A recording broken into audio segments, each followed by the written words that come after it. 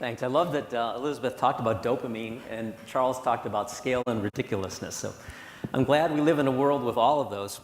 I don't know how many of you know what this is. I'll bet not many. So if you know, raise your hand. I'm just curious.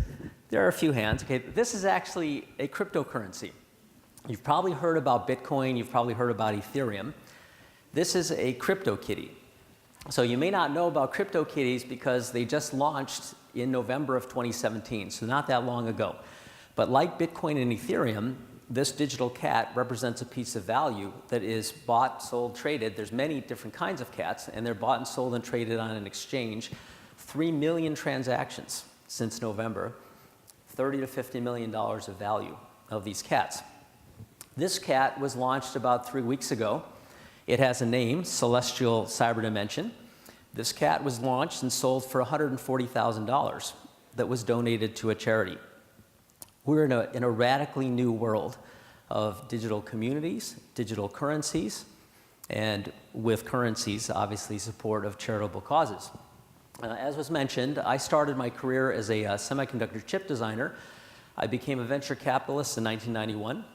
I've been funding companies for 27 years, about 100 of them. 20 of them managed to become public companies. After the internet bubble popped, I did take a couple years off. I became a sponsored athlete in kiteboarding, kind of a random career, but that led to this. So that led to the intersection over a couple of decades of extreme athletes and technologists. We're now a community of athletes, conservationists, technologists, artists, and innovators. A registered 501c3 that apply our collective knowledge, energy, capital, social capital to causes that we support. Many of them around ocean conservation because we're out there riding on the ocean a lot, and also around the promotion of technology for social change. We number in the thousands. We operate kind of gatherings in places as far away as Australia, Norway, different locations around the world. This particular one is focused on blockchain. About 4 years ago, well before, I guess, the burst of excitement about cryptocurrencies last year, we started a blockchain summit for social good. The blockchain you can think of as sort of like what TCP/IP is for internet and email. It's a transport layer, so in internet, you can basically wrap words in an email, drop them into a transport stream, they come out somewhere else, and a system kind of knows who sent it, where it went, keeps track of it. Digital currencies operate the same way. The blockchain is like that transport system, like the TCP/IP for internet, but for little pieces of value. So you can put a Bitcoin in there, you can put other cryptocurrencies. If you were to start an Uber today, you could wrap a car around with a digital identifier, and instead of building a whole proprietary system, you could basically transact the car for 5 minutes across a blockchain. So it's basically a way to enable community interaction, marketplaces of assets, instead of just information. It was the blockchain summit that we put together was modeled after this. So some of you have probably heard about the Homebrew Computer Club. When I was in college, I was literally in a cornfield in Illinois, University of Illinois. I started as an electrical engineer, ended up learning how to design semiconductor chips, and faced with a bunch of choices, including admission to Harvard for grad school and seemingly big job offers from IBM, Hewlett-Packard, and Motorola.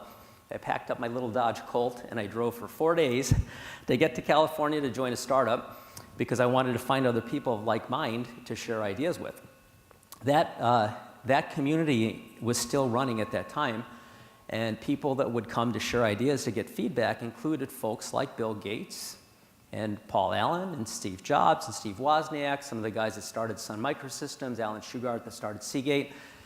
It was the root of community and collaboration around a new wave of technology.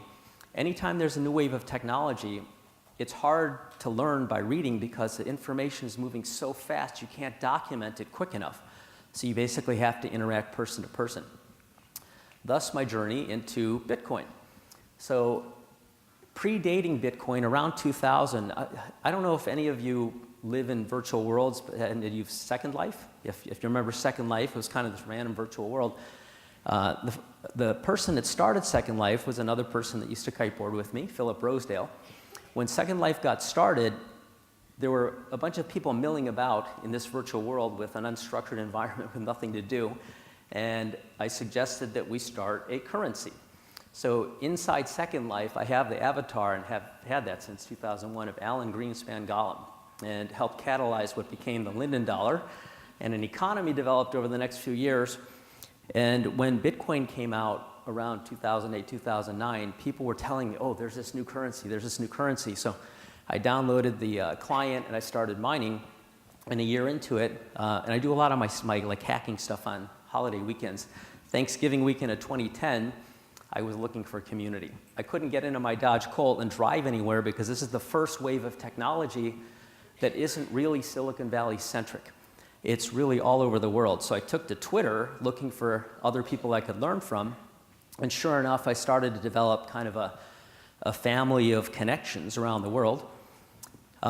Together with these folks in a totally undocumented world, this is my dining room.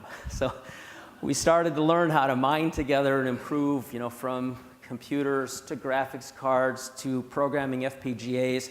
My electricity bill went nuts. And that led to some of the folks I was mining with forming a company.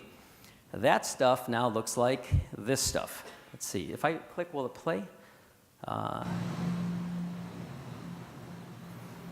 So this is a Bitcoin mining data center. This is one of 3 buildings in Iceland. This particular building burns about 10 million watts. This is regular pictures of it. But we have data centers now in Iceland, Norway, Republic of Georgia. We had one in Finland. We have some in Canada, Azerbaijan, Republic of Georgia, I think I mentioned. We're connecting to a nuclear power plant pretty soon. We've mined around 1 million Bitcoins, street value of $8 or $9 billion in a few years.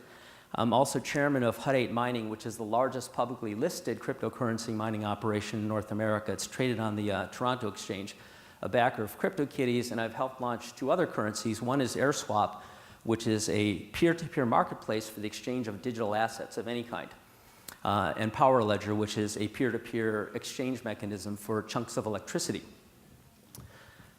We're in a world that's exploding with various communities of interest that are interested in specific areas and therefore willing to trade currency. If you take a historic perspective, while it seems crazy that in a couple of years there are thousands of digital currencies, in my opinion, that's actually the norm. If you think about human history, we've always had multiple currencies. I think our frame of reference in this generation is a little bit off because we've had the dollar standard for actually a pretty short time. After Bretton Woods in 1944, there was a gold standard for about 28 years, and then the petrodollar for about 40. I don't know what happens to our currency with the load of debt we have on it, but there are communities of interest forming around topics, as I mentioned. If you picture the formation of the U.S., the original colonies of the United States, a bunch of folks getting off a boat, going to the forest and drawing lines to define states, Massachusetts, New York, Virginia, whatever, every single one of them did an ICO. They created their own currency around a geographically defined community of interest. Now all of us are basically molecules on an extended fabric that can abstract off the page and meet other people online that you share values with and therefore are willing to exchange. So this book is actually kind of interesting. It's a chronicle by Neil Ferguson about value exchange during civilized humanity, all the way from shells and pebbles and feathers to credit default swaps. And if you look at the construct of the way currencies have operated, I think what's happening now is we're actually going back to what humanity was for 5.9 million years of the 6 million. Which brings us back to the CryptoKitty. Okay, so this is just one of those many currencies.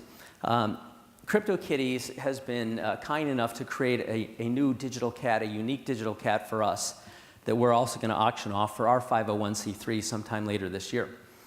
But as I used to do in communities like the Homebrew Computer Club to get feedback on ideas, I just want to lay something out for you guys, and if you have interest in participating or helping or providing advice. So imagine a world where instead of a cat, and in CryptoKitties you basically make a cat, you open a wallet, you stick it out in a marketplace, you can sell it. You can breed your cat with other cats and create offspring and sell those too. They're all unique. But imagine a world where instead of a cat, you have endangered species. You have rhinos, you have orangutans, you have gorillas. You have every kind of species that may not be here for your children. And you can create one of those. We create a new cryptocurrency, launch that, and then people can basically use that currency to bid. Oh, and use the currency to fund field teams to go and get DNA samples of small rollouts of rhinos, of elephants on different preserves. You create your animal, and you use your currency to bid to match your digital animal, your virtual animal, with a DNA sample of the real one. So you create the same kinds of digital engagement and everyday usage that you do with all the social media properties. Anyway, so if you're interested in that idea, I'd love some feedback. Gigi is here also with ACTAI, so thank you for your time. I hope you got a little dopamine out of the talk.